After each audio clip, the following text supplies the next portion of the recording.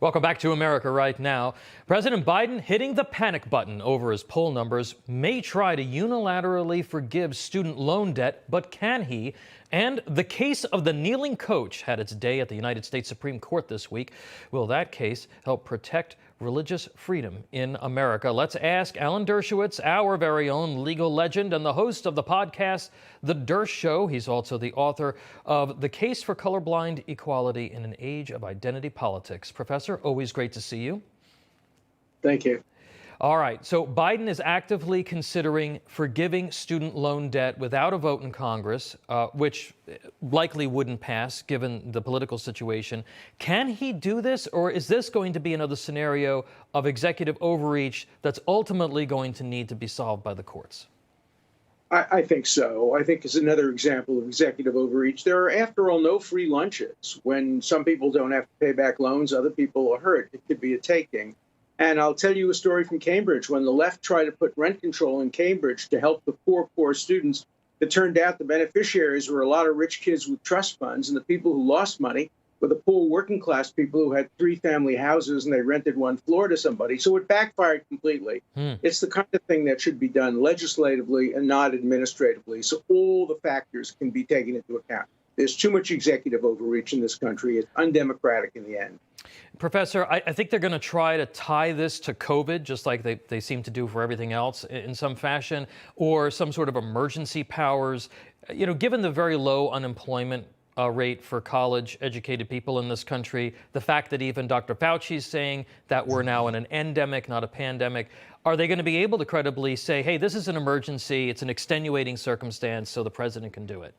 No. COVID's been with us now for several years. It's not an emergency. And the last thing we want is for kids who go to Goldman Sachs and make six-figure incomes to have to not pay their debts.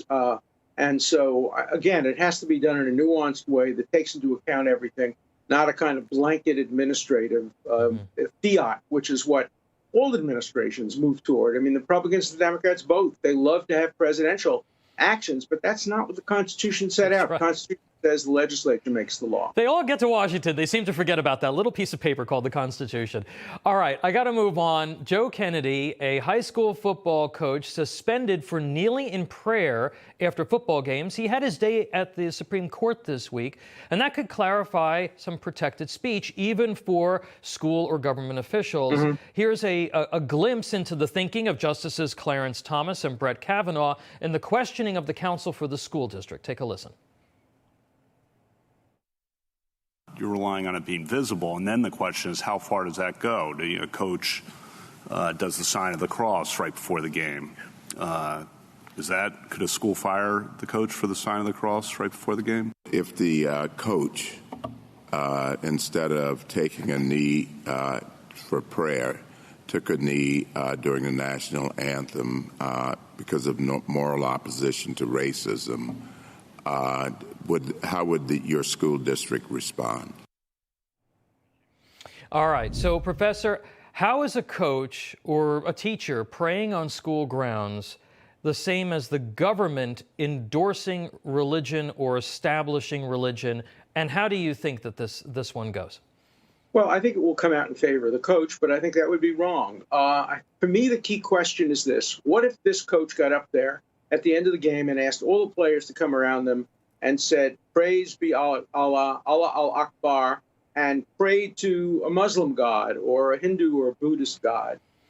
Do you think that the school board would have allowed that? I don't think so. I think this is Christian prayer, and Christian prayer cannot be preferred over non-Christian prayer or non-prayer. Or what if an atheist got up there at halftime or at the end of the game and said, don't give God credit for this game. This is just the players who won the game. There is no such thing as God. So I think this is not a question of free speech. It's a question of religious discrimination. And I was surprised none of the justices, as far as I know, asked the question of the school board, would you have allowed non-Christian prayer? And if the answer to that is honest, which is no, we would not have allowed non-Christian prayer, then this is not about speech or even about establishing of religion. It's about religious discrimination. So I think the case will be won by Kennedy, and I don't think that's the right decision. All right, Alan Dershowitz, always appreciate your insight, sir. Thank you for joining us. Thank you. Hey, I'm Rob Finnerty. Thanks for watching. If you enjoyed this video, please join the conversation in the comments below. Don't forget to subscribe, too. Hit the bell icon to be alerted to breaking news. And remember, there's a whole lot more on Newsmax TV, America's fastest growing cable news network. Newsmax TV, where real news for real people.